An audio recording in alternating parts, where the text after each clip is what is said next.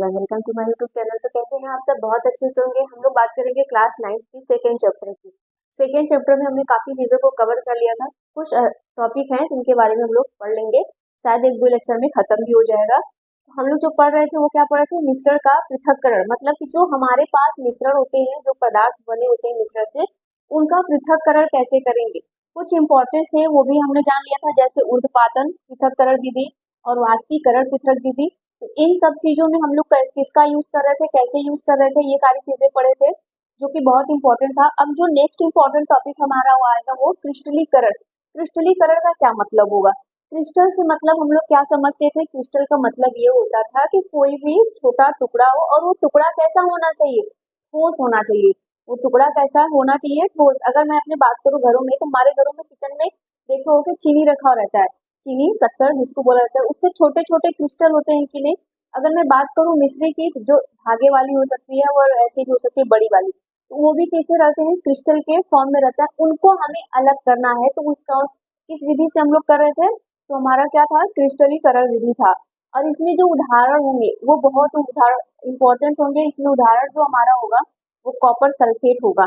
ठीक है, copper sulphate हो सकता है। और फिर समुद्री जल से जब हमें नमक निकालना होगा, तो फिर हम लोग कैसे करेंगे क्रिस्टलीकरण, इसके बारे में हम लोग सुनेंगे। तो हेडिंग क्या बनाओगे? क्रिस्टलीकरण विधि। हेडिंग क्या रहेगा? क्रिस्टलीकरण विधि। इसमें सिंपल सी बात है कि क्रिस्टलीकरण विधि में क्या होता है? क्रिस्टली का मतलब होगा क्रिस्टल। ठीक है, क्रिस्टलीकरण में हम लोग किसका यूज करेंगे? क्रिस्टल का यूज करेंगे। और वो क्रिस्टल कैसा होगा? ठोस होगा कि नहीं? बोलो। ठीक, ठोस हो सकता है ना? वो क्रिस्टल कैसा होगा? ठोस हो सकता है। ये हम लोग जान ही रहे हैं कि जो हमारा क्रिस्टल होगा, जो हमारे पास क्रिस्टल होंगे, वो कैसे होंगे? ठोस होंगे। उसके अलावा और कुछ हो सकता है? बोलो। हो सकता है, क्योंकि ये टुकड़ा है किसका? ठोस का, क्रिस्टल का। और वो ठोस होगा, एक टुकड़ा ही होगा, जिसको तुम कठोर भी कह सकते हो। क्या कह सकते हो? कठोर भी बोल सकते हो कि यहाँ पे होगा। तो हम लोग बस इसमें समझ रहे हैं कि क्या होगा। अभी मैं टॉपिक नहीं लिखवा रही हूँ, मैं इसको लिखवाऊंगी कि क्रिस्टलीकरण विधि में क्या होता है। हम लोग अशुद्धियों को ही क्या करते थे? पृथक करते थे। अशुद्धियों को हम लोग पृथक कर रहे हैं, तो इसमें कई सारी चीजें हमने पढ़ी, तो इसमें हम लोग ये जानेंगे। अब जैसे मान लो ऐसे हमारा शक्कर होता है ना, छोटे छोटे क्रिस्टल के फॉर्म में, छोटा छोटा, इसको हम लोग बोल रहे हैं क्या? शक्कर। इसको क्या बोल रहे हैं? शक्कर। अगर मैं बड़े से बात कर लूं, तो ये हमारा हो गया मिश्री। ये क्या हो गया हमारा? मिश्री हो गया। ठीक, हम लोग इसकी बात कर रहे हैं। जो बड़ी वाली मिश्री आती है, देखोगे तो पूजा वाले, अगर कहीं पे पूजा वगैरह होता है, तो उसमें ज्यादातर यूज किया जाता है। चीनी का कम यूज करते हैं, मिश्री का ज्यादा यूज करते हैं। तो हमें इनसे निकालना है कि हमें कैसे करेंगे। तो उदाहरण के लिए जो हमारे पास आता है, अगर मैं उदाहरण की बात करूं, तो उदाहरण यहाँ पर इम्पोर्टेंट हो जाता है। उदाहरण इम्पोर्टेंट क्यों हो जाता है? क्योंकि एक स्पेसिफिक उदाहरण दिया जाता है जो आपसे पूछ लिया जाता है। या तो कभी ऐसा पूछ लिया जाएगा कि उदाहरण देकर आपसे ये पूछ लिया जाएगा कि क्रिस्टली विधि द्वारा कौन सा अलग होगा, या फिर आपसे ये पूछेगा कि क्रिस्टली विधि का उदाहरण सही परिभाषित कीजिए। मतलब हमें परिभाषा भी देनी होगी और उदाहरण भी देना होगा किसका? क्रिस्टलीकरण का। ठीक है, तो इसमें कौन होगा? Copper sulphate. कॉपर सल्फेट का विलयन। आपको कॉपर सल्फेट का विलयन दे दिया जाएगा और उसको अलग करना होगा। किसको? सल्फेट को, क्रिस्टलीकरण विधि द्वारा। तो हम लोग क्या करेंगे इसको अलग करने के लिए? विलयन से सल्फेट का निकालना। कॉपर सल्फेट का विलयन, कॉपर सल्फेट के विलयन से सल्फेट का निकालना। ठीक, निकालना। जब हम निकालेंगे तो ये कैसे होगा? ये क्रिस्टल के फॉर्म में होगा ना। ये तुम्हारा किस फॉर्म में होगा? क्रिस्टल के फॉर्म में होगा। कौन? Copper sulphate. कौन होगा? कॉपर सल्फेट होगा। फिर जो दूसरा हमारा एग्जाम्पल आता है, ये पहला हो गया। जो दूसरा एग्जाम्पल आएगा कहाँ पे? हम लोग बात करते हैं समुद्र के पानी से नमक निकालना। समुद्र के पानी से नमक निकालना। ये सब क्रिस्टल के फॉर्म में होते हैं। सब कैसे होंगे? क्रिस्टल के फॉर्म में होंगे। अब ये निकालने की प्रोसेस कैसी होगी? सबसे पहले तो इन लोगों को क्या करोगे? गर्म करोगे। क्या करोगे? गर्म करोगे, है ना। गर्म करने पर ऐसा नहीं है कि हम बहुत ज्यादा गर्म कर देंगे, हल्का गर्म करना है। पहला जो हमारा प्रक्रिया होगा इसमें, इसको हमें निकालने के लिए जो हम बोल सकते हैं कि प्रक्रिया हम कैसे लगाएंगे, इसमें जो प्रक्रिया हम करेंगे वो होगा कि विलयन को, ठीक, जो भी तुम्हारा ये विलयन है, विलयन को हल्का हल्का गर्म करें। ठीक, पहला ये हो गया कि हमें विलयन को हल्का गर्म करना है। फिर इसमें दूसरा क्या हो सकता है? दूसरा ये करना होगा कि तुम्हें विलयन को थोड़ा सा हिलाना होगा, फिर उसको छोड़ देना है। हिला के थोड़ी देर के लिए उसको छोड़ देना है। जब वो ठंडा होगा तो यहाँ पे लिखोगे विलयन को हिलाने के बाद कुछ देर के लिए ठंडा, है ना, ठंडा छोड़ देना। ठीक, हम उसको क्या करेंगे? कुछ देर के लिए ठंडा छोड़ देंगे तो वो क्या हो जाएगा? नीचे बैठ जाएगा। जब वो नीचे बैठ जाएगा तो हम लोग उसको निकाल सकते हैं। समझो ऐसे कर, जब हम लोग क्या करेंगे, गिलास में मिट्टी ले ले और उसको घोल दे। जब हम लोग गिलास में मिट्टी लेकर घोल देते हैं तो हमको जब मिट्टी अलग करना होगा तो हम लोग क्या करते हैं? उसको कुछ देर के लिए छोड़ देते हैं। जब हम लोग कुछ देर के लिए उसको छोड़ देते हैं तुम देखोगे मिट्टी नीचे हो जाती है और पानी ऊपर हो जाता है, तो हम लोग बड़े आसानी से उसको अलग कर लेते हैं।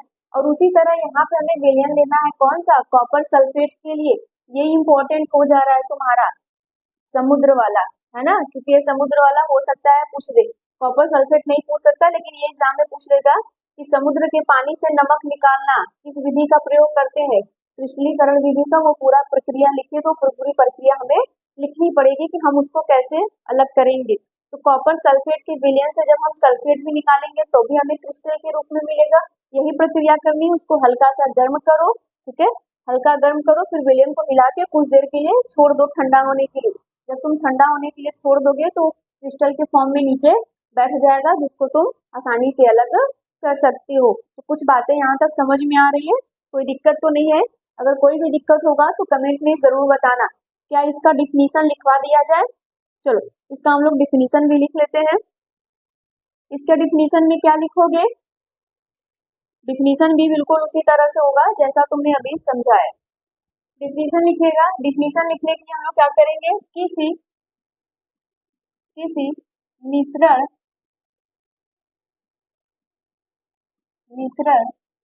में से अशुद्धियों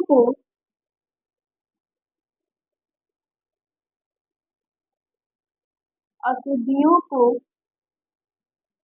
पृथक या अलग लिख लो, अलग करने के लिए पहले किसी उपयुक्त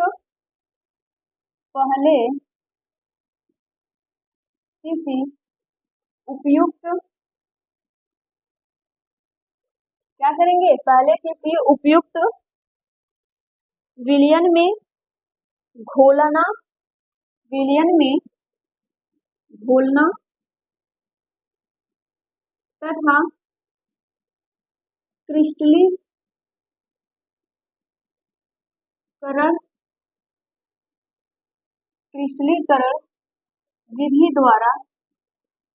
विधि द्वारा एक संगठन को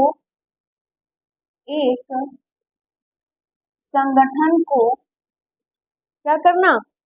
अलग करना या पृथक करना। नाम लिख लो, पृथक करना। यही हमारा क्या है?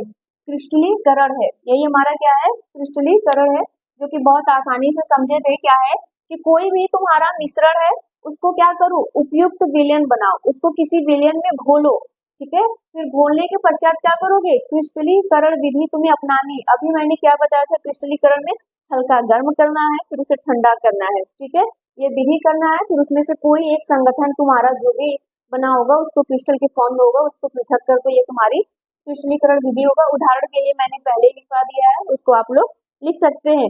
अब जो हमारा नेक्स्ट टॉपिक आएगा वो आएगा परिवर्तन। वो हमें क्या पढ़ना पड़ेगा? परिवर्तन पढ़ना पड़ेगा। ठीक है, परिवर्तन बहुत मजेदार की चीज है ये क्योंकि आपको ये 10th में भी मिलेगा और 9th में है ये। तो यहाँ पे 9th में हम लोग बहुत बेसिक से पढ़ते हैं और 10th में भी बहुत ज्यादा नहीं पढ़ते हैं इसके बारे में। बस ये समझने के लिए होता है कि परिवर्तन होता है क्या। परिवर्तन देखो, हमारे आसपास हजारों परिवर्तन होती है, डेली होती है, लेकिन क्या हम उन्हें देखते हैं, समझते हैं, जानते हैं? नहीं। लेकिन जब हम उनको पढ़ लेंगे तब हम उनको जान जाएंगे कि परिवर्तन होता क्या है। कुछ परिवर्तन हमें बहुत अच्छा लगता है, कुछ अच्छा ही नहीं लगता, है ना? ऐसे होते हैं परिवर्तन। और कुछ परिवर्तन जो होंगे वो बहुत धीरे धीरे होंगे, कुछ बहुत परिवर्तन बहुत जल्दी जल्दी होगा, है ना? कुछ परिवर्तन क्या होगा, हमारे स्वेच्छा के अनुसार होगा, कुछ हमारे स्वेच्छा के अनुसार नहीं होगा, मतलब कुछ हमें हमारी इच्छा से होंगे, कुछ बिना इच्छा से भी होंगे ये परिवर्तन। अब जैसे मौसम का बदलना, ये भी एक परिवर्तन है, ये भी एक परिवर्तन है। सूरज का उगना डूबना, ये सारी क्या चीजें हैं? परिवर्तन है। अब हमारी हाइट क्या होती है? धीरे धीरे बढ़ने लगती है, ये भी परिवर्तन है। क्लास 9 से तुम 10th में जाओगे, ये सब परिवर्तन है। लेकिन मैंने क्या कहा, कुछ का क्या होता है, लॉन्ग टाइम होता है, कुछ का शॉर्ट टाइम होता है, लेकिन परिवर्तन होता ही है, हमारे आसपास डेली होता है। तो परिवर्तन को तुम लोग क्या लिख सकते हो? हमारे आसपास घटित होने वाली घटनाओं को परिवर्तन कहते हैं।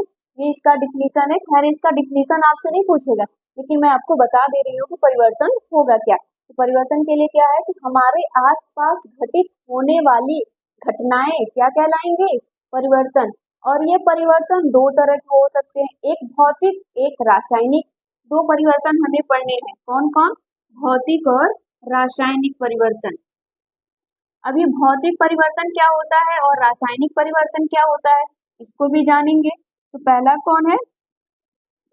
भौतिक परिवर्तन, भौतिक परिवर्तन। दूसरा कौन है? रासायनिक परिवर्तन,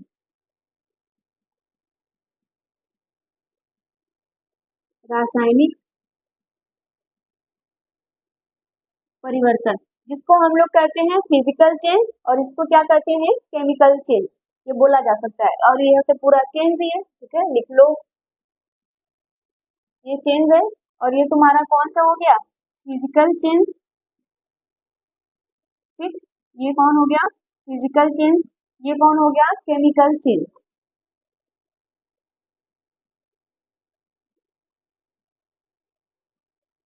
ठीक।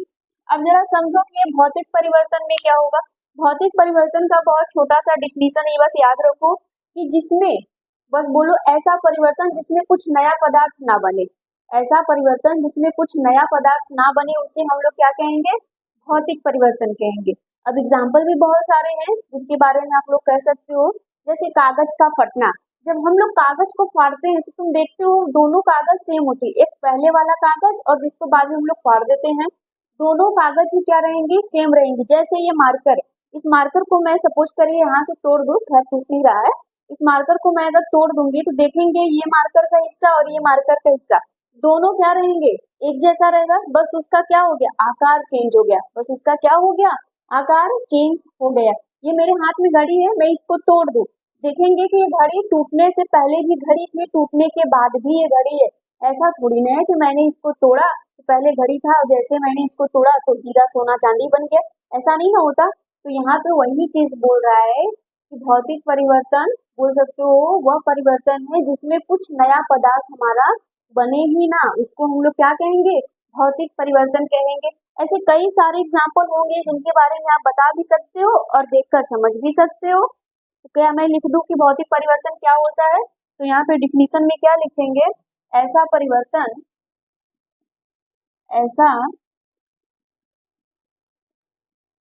परिवर्तन जिसमें, जिसमें कुछ नया पदार्थ, कुछ नया पदार्थ ना बने, उसे, उसे भौतिक, भौतिक परिवर्तन कहते हैं। बोलो हाँ या ना। ये समझ में आ गया होगा, बहुत सिंपल सी बात है कि तुम्हें क्या हो, कुछ नए पदार्थ का निर्माण ना हो या फिर पदार्थ ना बने, उसे हम लोग क्या कहते हैं, भौतिक परिवर्तन। अभी क्या मैंने बोला, कागज का फटना, है ना, कागज का फटना, टेबल का टूटना, मतलब किसी भी चीज का चीरना, फाड़ना, टूटना, अगर ये सारे शब्द आ रहे हैं, जैसे टेबल का टूट जाना, है ना, कागज का फट जाना, और भी बहुत सारी चीजें हैं, चेयर है, बाल हम लोग कटवाते हैं, बाल का कटना भी क्या हो रहा है, भौतिक परिवर्तन है। बल्ब का जलना भी भौतिक परिवर्तन है ना, बल्ब का जलना, मोमबत्ती का पिघल जाना, क्योंकि देखो मोमबत्ती पिघल गई, तुम फिर से उसको मोमबत्ती बना सकती हो, उसको फ्रेम में डालो फिर से मोमबत्ती बन जाएगी, लेकिन मोमबत्ती का जलना वहां पे क्या कहलाएगा, भौतिक नहीं थे, क्योंकि वो मोमबत्ती जल के खत्म हो जा रही है, वो हमें कार्बन डाइऑक्साइड और प्रकाश देके खत्म हो गई। तो बात समझ में आ रही है ना, ऐसा परिवर्तन जिसमें कुछ नया पदार्थ बने ही ना, उसे हम लोग क्या कह रहे हैं, भौतिक परिवर्तन। जैसे कपड़े जब हम लोग सिलते हैं, कपड़े की जब सिलाई होती है तो काटते हैं कि नहीं, जब हम लोग कपड़े काट रहे होते हैं तो वहां पे वो क्या रहता है, कपड़ा कपड़ा ही रहता है, कुछ अलग हिस्सा नहीं बनता है। उदाहरण के लिए आप लोग लिख सकते हैं, कागज का फटना, टेबल का टूटना, बहुत सारी चीजें, फलों का कटना, जैसे जब हम फलों को काट रहे होते हैं, पकना नहीं, जब हम फलों को काटते हैं, जैसे एक सेब लिया, उसको दो हिस्से से काट दीजिए, जब हम फलों को काटते हैं तो दोनों टुकड़ा फल का सेब ही रहेगा, है ना, ये भी एप्पल और वो भी एप्पल, ऐसा नहीं है कि एक टुकड़ा एप्पल का हो गया दूसरा बनाना का बन गया, ऐसा नहीं होता ना। तो यहाँ पे क्या लिखोगे, भौतिक परिवर्तन, उदाहरण के लिए एग्जाम्पल में क्या बोल दो, कागज का फटना, ठीक है, फिर दूसरा टेबल का या फिर लकड़ी का, यहाँ पे कागज का फटना, कागज का फटना, टेबल का टूटना, ठीक है, बाल का कटना, बल्ब का जलना, बल्ब का जलना या फिर जलाना, ऐसे सारी चीजें हैं। अब बहुत एग्जाम्पल लिख सकते हो। अब बात करते हैं रासायनिक परिवर्तन की, तो इसका डिफिनीशन तो आप खुद से भी लिख सकते हो। यहाँ पे क्या था कि कुछ नए पदार्थ का निर्माण नहीं हो रहा था, लेकिन इसमें नए पदार्थ का निर्माण होगा, तो यहाँ पे क्या लिखोगे, ऐसा परिवर्तन जिसमें कुछ नया पदार्थ बने, तो यहाँ पे लिखोगे ऐसा ऐसा परिवर्तन जिसमें जिसमें कुछ नया पदार्थ बने या उसका निर्माण हो, ठीक है, बने या निर्माण, तुम दोनों ही लिख सकते हो, उसे रासायनिक उसे रासायनिक परिवर्तन कहते हैं। बोलो हाँ या ना, या कहलाते हैं, ठीक है, कहते हैं। अब तुम बहुत सिंपल से समझ गए कि यहाँ पे भौतिक और रासायनिक क्या होगा। अब ये तुम्हारे एग्जाम में भी हो सकता है पूछ लिए जाए, हो सकता है नहीं भी पूछे, लेकिन 10th के लिए भी बहुत इंपॉर्टेंट है, जैसे कि तुम्हारे 9th के लिए ये बहुत जरूरी है। अब एग्जाम्पल में क्या तुम लिख सकते हो, हाँ बहुत आसानी से लिख सकते हो, जैसे अब इसको समझने के लिए क्या होता है कि जो तुम्हारी पहली अवस्था थी उसमें दूसरी अवस्था में वो ना ही रहे, जैसे कि जो हमारी शुरुआती में अवस्था थी, जब हमने उसका रासायनिक अभिक्रिया करवाया या फिर परिवर्तन करवाया तो अपनी पहली अवस्था खो दिया। जैसे मैं अभी कागज को जब हम लोग फाड़ रहे थे तो दोनों कागज का टुकड़ा क्या था, कागज ही था, लेकिन जब मैं उसको जला दूंगी, जब कागज को जला दिया जाएगा तो तुम ये पाओगे कागज खत्म हो गया, पूरी तरह जल के पूरी तरह खत्म हो गया, राख में बदल गया। तो देखो पहले कागज था फिर जल के राख हुआ, दोनों में अंतर आ गया ना। तो अंतर आने का मतलब ये है कि जब कुछ नया पदार्थ बन जाए, कुछ नया बन जाएगा तो हम उसे रासायनिक परिवर्तन कहेंगे। जैसे गर्मियों का दिन होता है, मैक्सिमम लोगों के घर में दही होती होगी, या तो खुद बनाया जाता होगा या तो खुद आता होगा। तो पहले दूध होता है, पहले दूध लेते हैं फिर उसमें दही बनाते हैं, फिर उसमें दही बनाते हैं, ये अवस्था में भी परिवर्तन हो सकता है। चलो देखो रासायनिक परिवर्तन में क्या हो रहा था, समझ में आ रहा था ना? इसका एग्जाम्पल हम लोग लिख सकते हैं। समझे थे कि हमारा कुछ नया पदार्थ बनेगा। एग्जाम्पल के लिए क्या लिखोगे आप? उदाहरण के लिए बहुत अच्छे अच्छे उदाहरण भी आपके पास हो सकते हैं, जैसे खाना का पचना। हम लोग जब खाना खाते हैं तो वो जब डाइजेस्ट हो जाता है, पच जाता है, तो अपनी अवस्था में चेंज ला देता है, ठीक है, वो परिवर्तन हो जाता है। क्या लिखोगे?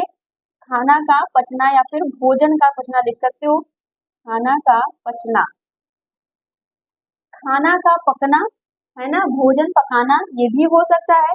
फलों का पकना, फलों का पकना भी हो सकता है। यहाँ पे लिख लो फलों का, फलों का पकना, ठीक। जंगल में आग लगना, जंगल में आग लगना।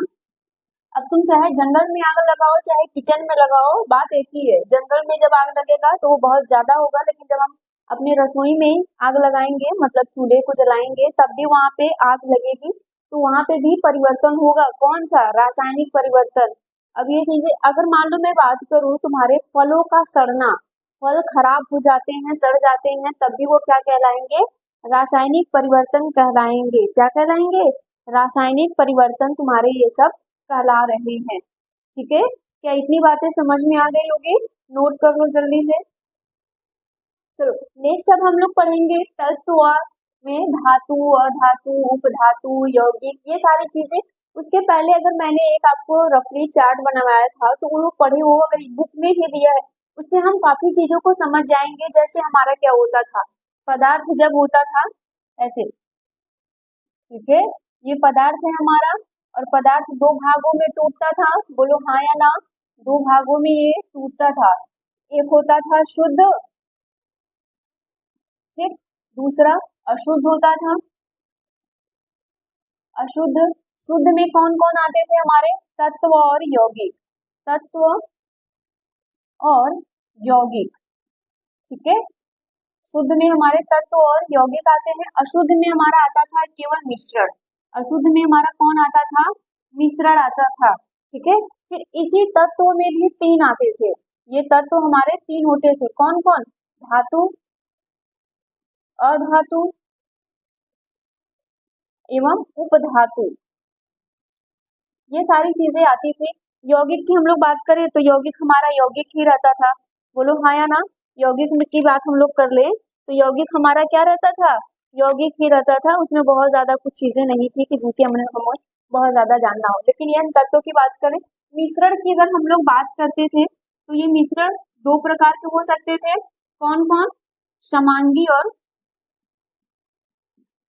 समांगी मिश्रण और विषमांगी मिश्रण। विषमांगी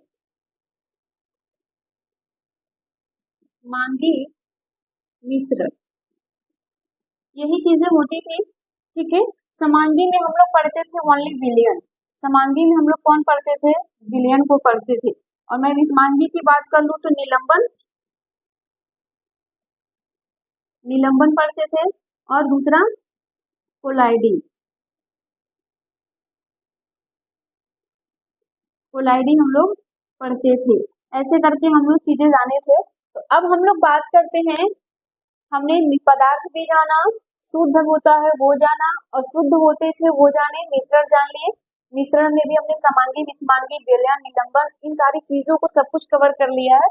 बस हमारा पढ़ना क्या बाकी रह गया है? तत्व और यौगिक, तत्व और यौगिक रह गया है पढ़ना। इसमें क्या होगा? तो तत्व और यौगिक में हमारे क्या क्या हो सकते हैं, हम लोग उसको पढ़ेंगे, समझेंगे कि ये होता क्या है। चलो और जानते हैं कि तत्व होता क्या है। तत्व को हमें आसानी से पढ़ना है, ये आप लोगों को पता ही होगा, शुरू से जानते आते हो कि एलिमेंट क्या है, तत्व, ठीक है। तत्व जिसको हम लोग कहते हैं एलिमेंट, ठीक। एलिमेंट्स क्या होते हैं?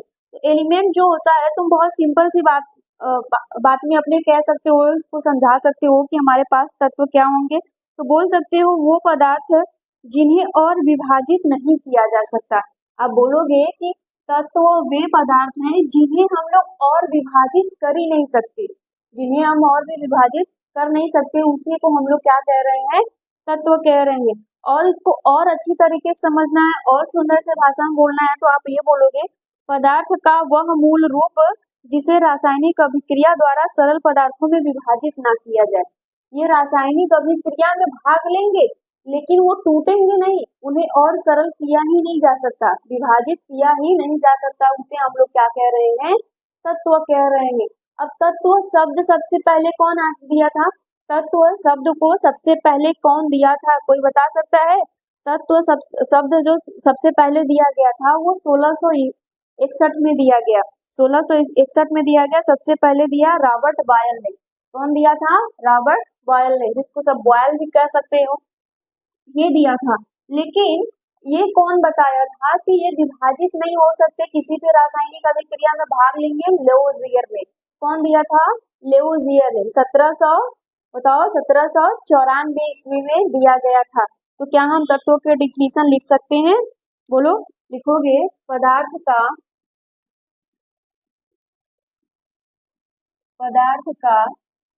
वह मूल रूप क्या होगा? पदार्थ का वह मूल रूप जिसे रासायनिक अभिक्रिया में जिसे रासायनिक अभिक्रिया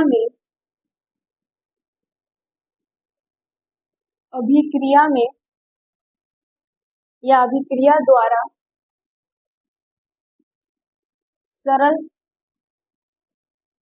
सरल पदार्थों में विभाजित नहीं किया जा सकता, उसे तत्व कहते हैं। ठीक है, उसे क्या कहते हैं? तत्व कहते हैं। यह विभाजित ना किया जा सकता या ना किया जा सके। और तुम चाहो तो डिफिनीशन लिख सकते हो और करके, वे पदार्थ जो और विभाजित बोल सकते हो, वे पदार्थ जिन्हें, जो भी जगह जिन्हें लगा दो, जिन्हें और विभाजित ना किया जा सके। ठीक, और विभाजित ना किया जा सके उसे हम लोग क्या कह रहे हैं? तत्व कह रहे हैं। नेक्स्ट पॉइंट करके स्टार पॉइंट करके लिख लेना, तत्व शब्द का उपयोग सर्वप्रथम